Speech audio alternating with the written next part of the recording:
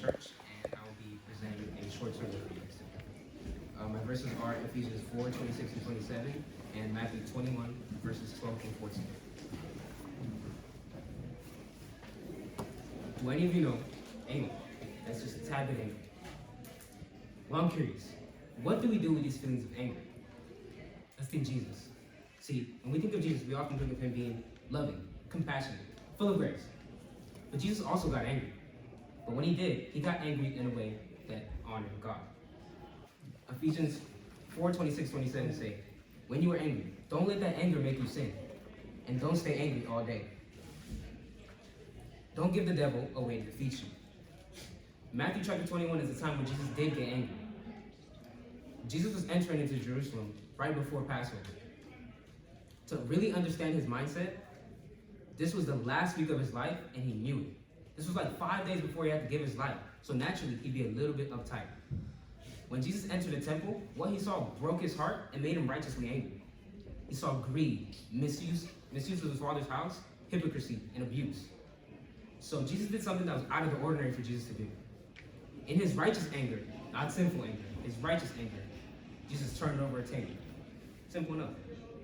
Matthew chapter 21, verses 12 through 14 say, Jesus went into the temple area. He threw out all those who were selling and buying things there. He turned over the tables that belonged to those who were exchanging different kinds of money. And he turned over the benches of those who were selling doves. Jesus said to them, the scriptures say, my temple will be called the house of prayer. But you were changing it into a hiding place for thieves.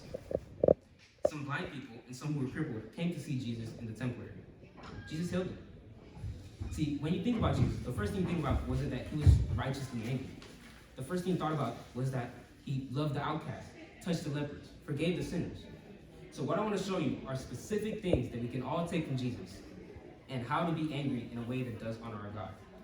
For my first point, our goal isn't just to be right. Our goal is to be loving. The first thing we see about Jesus' anger is that Jesus was never really angry on behalf of what others did to him. Jesus was angry on behalf of those who were mistreated. Our goal as Christians is to always be loving.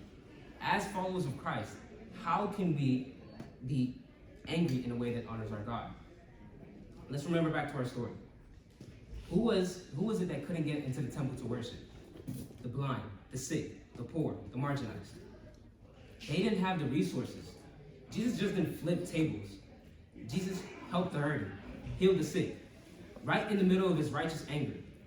It wasn't just a table flipping moment, it was a people loving moment. Think for a second. Of all those who heard Jesus, Peter,